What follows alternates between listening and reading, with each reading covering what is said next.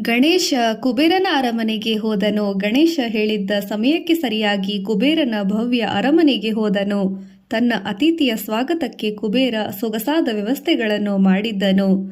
ಅವನು ಗಣೇಶನಿಗೆ ತನ್ನ ಭವ್ಯ ಅರಮನೆಯನ್ನು ತೋರಿಸುತ್ತಾ ಕರೆದೊಯ್ಯನು. ಅರಮನೆಯನ್ನು ಸುತ್ತಿ ಸುತ್ತಿ ಗಣೇಶನಿಗೆ ದಣಿವಾಗಿ ಹಸಿವು ಆಯಿತು. ಕುಬೇರ ಕೂಡಲೇ ತನ್ನ ಸೇವಕರಿಗೆ ಆಜ್ಞೆ ಮಾಡಿ ಗಣೇಶನಿಗೆ ಹಲವು ಹತ್ತು ಸಿಹಿ ತಿನಿಸುಗಳಿದ್ದ ಭವ್ಯ ಊಟ ನೀಡಲು ಹೇಳಿದ್ದನು. ಗಣೇಶ ತನಗೆ ಉಣಬಡಿಸಿದ್ದೆಲ್ಲವನ್ನು ಕೂಡಲೇ ಉಂಡನು. ಕುಬೇರನ ಸೇವಕರು ಅವನಿಗೆ ಪುನಃ ಉಣಬಡಿಸಿದರು. ಅವೆಲ್ಲವನ್ನು ಗಣೇಶ ಬೇಗನೆ ತಿಂದು ಮುಗಿಸಿದನು. ಇದೆಲ್ಲ ನೋಡಿ ಕುಬೇರ ದಿಗ್ಭ್ರಮೆಗೊಂಡನು. ಪ್ರತಿ ಬಾರಿ ಎನ್ನುವಂತೆ ಊಟ ಮುಗಿಸಿದಾಗ ಗಣೇಶ ಸಹಜವಾಗಿ ಇರುತ್ತಿದ್ದನು. ಇನ್ನೂ ಉಣಬಡಿಸಲು ಏನೂ ಇಲ್ಲ ಎನ್ನುವವರೆಗೂ ಸೇವಕರು ಗಣೇಶನಿಗೆ ಬಡಿಸಿದರು. ಗಣೇಶನಿಗೆ ತಿನ್ನಲು ಏನೇನೂ ಉಳಿದಿರಲಿಲ್ಲ. ಗಣೇಶನ ಹೊಟ್ಟೆಗೆ ತೃಪ್ತಿಯಾಗದಿದ್ದರೆ ತನ್ನೆಲ್ಲ ಐಶ್ವರ್ಯ ಇದ್ದೂ ವ್ಯರ್ಥ ಎಂದು ಕುಬೇರನಿಗೆ ಮನವರಿಕೆಯಾಯಿತು. ಗಣೇಶನ ಅಪಾರ ಹಸಿವು, ಕುಬೇರನ ಉಗ್ರಾಣಗಳೆಲ್ಲವೂ ಬರಿದಾಗಿ ತೊಡಗಿದವು. ಆದರೆ ಗಣೇಶನಿಗೂ ಹಸಿವು ನೀಗಲೇ ಇಲ್ಲ. ಕುಬೇರನ ಸೇವಕರು ಬಡಿಸಿದ ಎಲ್ಲ ಆಹಾರವನ್ನು ಅವನು ತಿಂದು ಮುಗಿಸಿದನು. ಆದರೂ ಮತ್ತೆ ಹೆಚ್ಚು ಆಹಾರ ಬಯಸಿದನು. ಕುಬೇರ ಅಸಹಾಯಕನಾದನು. ಆದುದರಿಂದ ಅವನು, ದೇವಾ, ಈಗ ನಾವು ಏನೂ ಆಹಾರ ಇಲ್ಲದವರಾಗಿದ್ದೇವೆ. ನಿನಗೆ ಬಡಿಸಲು ಏನೂ ಉಳಿದಿಲ್ಲ, ಒಂದು ಅಕ್ಕಿಕಾಳೂ ಇಲ್ಲ ಎಂದು ಬೇಡಿದನು. ಅತೃಪ್ತನಾಗಿ ಗಣೇಶ, ಆಹಾರವೇ ಇಲ್ಲವೇ? ಏನು ತಮಾಷೆ ಮಾಡುತ್ತಿದ್ದೀಯಾ? ನೀನು ನನ್ನನ್ನು ಔತಣಕ್ಕೆ ಕರೆದೆ, ಹಾಗಾದರೆ ಎಲ್ಲಿ ನನ್ನ ಆಹಾರ ಎಂದು ಉತ್ತರಿಸಿದನು. ಅಷ್ಟು ಹೇಳಿ ಗಣೇಶ ವಿನಾಶಕಾರಿ ವಿಹಾರಕ್ಕೆ ಮೊದಲಾಗಿ ಎಲ್ಲವನ್ನೂ ತಿನ್ನತೊಡಗಿದನು. ಅವನು ಎಲ್ಲೆಂದರಲ್ಲಿ ಕೈಗಳನ್ನು ಹಾಕಿದನು. ತಟ್ಟೆಗಳು, ಪೀಠೋಪಕರಣ, ಪರ್ದೆಗಳು ಅಷ್ಟೇ ಏನು, ಇಡೀ ನಗರ ಪೂರ, ಇಡೀ ಊರೆಲ್ಲ ಮೂಷಿಕವು ಹಳ್ಳಗಳ ತೋಡಲಾರಂಭಿಸಿದವು. ನಗರದ ಜನ ಜೀವ ಉಳಿಸಿಕೊಳ್ಳಲು ಓಡಲಾರಂಭಿಸಿದರು. ಎಲ್ಲರೂ ನೇರವಾಗಿ ಬಂದು ಕುಬೇರನ ಅರಮನೆಗೆ ಓಡಿದರು. ಕುಬೇರನ ಪಾಠ ಕಲಿತ ರೀತಿ. ಕುಬೇರ ತನ್ನ ಸ್ವಂತ ಭವ್ಯ ನಗರ ನಾಶವಾಗುತ್ತಿದ್ದನ್ನು ನೋಡಿ ಸಹಿಸಲಾರದಾದ. ಅವನು ನೇರವಾಗಿ ನಡುಗುತ್ತಾ ಕೈಲಾಸ ಪರ್ವತಕ್ಕೆ ಬಂದ. ದಯವಿಟ್ಟು ನನ್ನನ್ನು ಕಾಪಾಡು, ನೆರವಾಗು, ಗಣೇಶನ ಕೋಪದಿಂದ ನನ್ನನ್ನು ರಕ್ಷಿಸು ಎಂದು ಅತ್ತನು. ಶಿವ ನಕ್ಕು, ಶಾಂತನಾಗು ಕುಬೇರ, ನಿನಗೊಂದು ಪಾಠ ಕಲಿಸಲು ಗಣೇಶ ಇದನ್ನೆಲ್ಲ ಮಾಡುತ್ತಿದ್ದಾನೆ. ಇದು ದೀನತೆಯ ಪಾಠ. ನೀನು ನಿನ್ನ ಸಿರಿವಂತಿಕೆಯಿಂದ ಕುರುಡಾಗಿ ಹೋಗಿದ್ದೆ. ನೆನಪಿಡು, ಸುಳ್ಳು ಹೆಮ್ಮೆ ಯಾವಾಗಲೂ ಹಾನಿ ಮಾಡುತ್ತದೆ ಎಂದು ಹೇಳಿದನು. ಕುಬೇರ ತನ್ನ ತಪ್ಪನ್ನು ಅರಿತನು. ಕ್ಷಮೆ ಬೇಡಿದನು. ಶಿವ ಒಪ್ಪಿ ಅವನಿಗೆ ಗಣೇಶನಿಗೆ ಒಂದು ಪಾತ್ರೆ ತುಂಬ ಮೋದಕ ಕೊಟ್ಟು, ಇದು ಗಣೇಶನನ್ನು ತೃಪ್ತಿಪಡಿಸಿ ಅವನ ಕೋಪವನ್ನು ಕೊನೆಗಾಣಿಸುತ್ತದೆ ಎಂದನು. ಕುಬೇರ ತನ್ನ ಊರಿಗೆ ಧಾವಿಸಿ ಗಣೇಶನಿಗೆ ಪಾತ್ರೆ ತುಂಬ ಮೋದಕಗಳನ್ನು ಕೊಟ್ಟನು. ಅದನ್ನು ತಿಂದ ನಂತರ ಗಣೇಶ ಶಾಂತನಾದನು.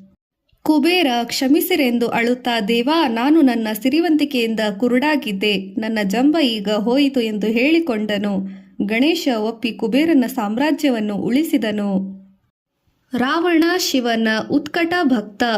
ಲಂಕೆಯ ರಾಕ್ಷಸ ರಾಜ ರಾವಣ ಶಿವನ ಒಬ್ಬ ಪರಮಭಕ್ತನಾಗಿದ್ದನು. ಅವನು ಒಬ್ಬ ವಿದ್ವಾಂಸನು, ಯೋಧನು ಮತ್ತು ಒಬ್ಬ ನಿರ್ಧಾರಿತ ನಾಯಕನೂ ಆಗಿದ್ದನು. ಆದರೆ ಅವನು ಭೂಮಿಯ ಮೇಲೆ ಅತ್ಯಂತ ಶಕ್ತಿಶಾಲಿಯಾಗಬೇಕೆಂದ ಆಸೆಯನ್ನು ಹೊತ್ತಿದ್ದನು. ಅವನಿಗೆ ಅತ್ಯಂತ ಶಕ್ತಿಶಾಲಿಯಾಗಬೇಕೆಂಬ ಆಸೆಯು ದುರಾಸೆಯಾಗಿತ್ತು. ಶಿವನನ್ನು ಪ್ರಭಾವಿತನಾಗಿಸಿ ಸಾವಿರಾರು ವರ್ಷಗಳ ಕಾಲ ತಪಸ್ಸು ಮಾಡಿದನು. ಅವನು ಅದಾಗಲೇ ತನ್ನ ತೋಳುಗಳು ಮತ್ತು ತಲೆ ಎಂದೂ ನಾಶವಾಗಬಾರದೆಂದು ವರವನ್ನು ಬ್ರಹ್ಮನಿಂದ ಪಡೆದನು. ಬ್ರಹ್ಮನಿಂದ ವರೆ ಪಡೆದ ನಂತರ ಅವನು ಪ್ರತಿದಿನ ಶಿವನಿಗೆ ತನ್ನ ತಲೆಯನ್ನು ಅರ್ಪಿಸುತ್ತಿದ್ದನು. ಆಹಾರ ಮತ್ತು ನೀರು ಇಲ್ಲದೆ ವರ್ಷಗಟ್ಟಲೆ ಶಿವನನ್ನು ಪ್ರಾರ್ಥಿಸುತ್ತಾ ತನ್ನ ತಪಸ್ಸನ್ನು ಗರಿಷ್ಠ ಮಟ್ಟಗಳಿಗೆ ಒಯ್ದಿದ್ದನು. ಅಂತಹ ಭಕ್ತಿಯಿಂದ ಪ್ರಭಾವಿತನಾದ ಶಿವನ ಕಡೆಗೆ ರಾವಣನನ್ನು ಸಂಧಿಸಲು ನಿರ್ಧರಿಸಿ ಅವನ ಮುಂದೆ ಕಾಣಿಸಿಕೊಂಡನು. ರಾವಣ, ನಿನ್ನ ತಪಸ್ಸು ಫಲಿಸಿದೆ. ನಿನ್ನ ಬಯಕೆ ಏನು ಹೇಳು ಎಂದು ಶಿವ ಕೇಳಿದನು. ತನ್ನ ಕೆಟ್ಟ ಗುರಿ ಸಾಧಿಸಲು ರಾವಣ ಶಿವಲಿಂಗವನ್ನು ಶಿವನಿಂದ ಕೊಂಡು ಅದನ್ನು ಕೇಳಿ ತಾನು ಯಾವ ದೇವತೆಯ, ರಾಕ್ಷಸ ಅಥವಾ ಪ್ರಾಣಿಯಿಂದಲೂ ಕೊಲ್ಲಲ್ಪಡದೆ ಭೂಮಿಯ ಮೇಲೆ ಅತ್ಯಂತ ಸಮರ್ಥ ರಾಕ್ಷಸನಾಗುವ ತನ್ನ ಬಯಕೆಯನ್ನು ವ್ಯಕ್ತಪಡಿಸಿದನು. ರಾವಣನ ನಿರ್ಧಾರ. ಪ್ರಭಾವಿತನಾದ ಶಿವ ರಾವಣನಿಗೆ ಅವನು ಏನು ಬಯಸಿದನು ಅದನ್ನು ಅನುಗ್ರಹಿಸಿದನು. ಆದರೆ ಶಿವ ಆತನಿಗೆ ತನ್ನ ಊರಿಗೆ ಹಿಂತಿರುಗುವವರೆಗೂ ಕಾಲ್ನಡಿಗೆಯಲ್ಲೇ ಹೋಗಿ ಮಾರ್ಗದಲ್ಲಿ ತಾನು ಮನೆ ತಲುಪುವವರೆಗೂ ಶಿವಲಿಂಗವನ್ನು ಎಲ್ಲಿಯೋ ಕೆಳಗಿಡಬಾರದು ಎಂದು ಹೇಳಿದ್ದನು. ಏಕೆಂದರೆ ಅವನು ಅದನ್ನು ಕೆಳಗಿಟ್ಟರೆ ಅದು ಅಲ್ಲೇ ಸಿಕ್ಕಿಕೊಂಡು ಹೋಗಿಬಿಡುತ್ತದೆ ಎಂದು ಮತ್ತು ಯಾರೂ ಅದನ್ನು ಅಲ್ಲಿಂದ ಚಲಿಸಬಾರದು ಎಂಬುದಕ್ಕೆ ಹಾಗೆ ಹೇಳಿದ್ದನು. ರಾವಣ ಸವಾಲನ್ನು ಒಪ್ಪಿ ತನ್ನ ತಾಯ್ನಾಡು ಲಂಕೆಗೆ ತೆರಳಿದನು. ಇದು ದೇವತೆಗಳಿಗೆ ಆತಂಕ ಮೂಡಿಸಿತು, ಏಕೆಂದರೆ ಒಂದು ವೇಳೆ ರಾವಣ ತನ್ನ ತಾಯ್ನಾಡಿಗೆ ಶಿವಲಿಂಗವನ್ನು ಒಯ್ಯುವಲ್ಲಿ ಯಶಸ್ವಿಯಾದರೆ ಅವನು ಅಜೇಯನಾಗುತ್ತಾನೆ ಮತ್ತು ಅವನನ್ನು ಯಾರೂ ತಡೆಯಲು ಸಾಧ್ಯವಿಲ್ಲ ಎಂದು ಅವರೆಲ್ಲ ನೇರವಾಗಿ ಗಣೇಶನ ಬಳಿಗೆ ಓಡಿ ಬಂದರು. ಓ ದೇವಾ, ರಾವಣ ಒಂದು ವೇಳೆ ಶಿವಲಿಂಗವನ್ನು ಯಶಸ್ವಿಯಾಗಿ ತನ್ನ ತಾಯ್ನಾಡಿಗೆ ಒಯ್ದರೆ ಆಗ ಈ ವಿಶ್ವದಲ್ಲಿ ಅತ್ಯಂತ ಸಮರ್ಥನಾಗುವ ಮತ್ತು ಆ ಶಕ್ತಿಯನ್ನು ಅವನು ಕೆಟ್ಟ ಕಾರಣಕ್ಕಾಗಿ ಉಪಯೋಗಿಸುವನು ಎಂಬ ಭಯ ನಮಗಾಗಿದೆ ಎಂದು ಹೇಳಿಕೊಂಡರು. ರಾವಣ ಗಣೇಶನಿಂದ ವಂಚಿತನಾದ. ಶಿವನ ಮಾತಿನಿಂದ ರಾವಣ ಶಿವಲಿಂಗವನ್ನು ಲಂಕೆಗೆ ಒಯ್ಯುತ್ತಿದ್ದ ಮರುದಿನ ಬೆಳಿಗ್ಗೆ ಅವನು ಒಂದು ಕಾಡನ್ನು ತಲುಪಿದನು. ಅವನು ಸ್ನಾನ ಮಾಡಿ ತನ್ನ ಬೆಳಗಿನ ಪ್ರಾರ್ಥನೆಗಳನ್ನು ಸಲ್ಲಿಸಲು ಯೋಚಿಸಿದನು. ಆದರೆ ಅವನು ಶಿವಲಿಂಗವನ್ನು ನೆಲದ ಮೇಲೆ ಇಡುವಂತಿರಲಿಲ್ಲ. ಹಾಗಾಗಿ ಅದನ್ನು ಸ್ವಲ್ಪ ಹೊತ್ತು ಹಿಡಿದಿಟ್ಟುಕೊಂಡು ನೇರವಾಗಬಲ್ಲ ಯಾರಾದರೂ ಇರುತ್ತಾರೋ ಎಂದು ನೋಡುತ್ತಿದ್ದನು. ಆಗ ಕೈಲಾಸ ಪರ್ವತದಲ್ಲಿ ದೇವತೆಗಳು ನೇರವಾಗಿ ಗಣೇಶನಲ್ಲಿ ಮನವಿ ಮಾಡುತ್ತಿದ್ದರು. ಸನ್ನಿವೇಶವನ್ನು ಅರ್ಥ ಮಾಡಿಕೊಂಡ ಗಣೇಶ ದೇವತೆಗಳಿಗೆ ತಾನು ರಾವಣ ತನ್ನ ಕೆಟ್ಟ ಉದ್ದೇಶಗಳೊಂದಿಗೆ ಯಶಸ್ವಿಯಾಗಲು ಬಿಡುವುದಿಲ್ಲ ಎಂದು ಭರವಸೆ ನೀಡಿದನು. ಶಿವಲಿಂಗ ಇಟ್ಟುಕೊಂಡಿರಲು ಯಾವಾಗಾದರೂ ಯಾರಾದರೂ ಸಿಗುವರೋ ಎಂದು ಹುಡುಕುತ್ತಿದ್ದ ರಾವಣನಿಗೂ ಅರಣ್ಯ ತಲುಪಿದನು.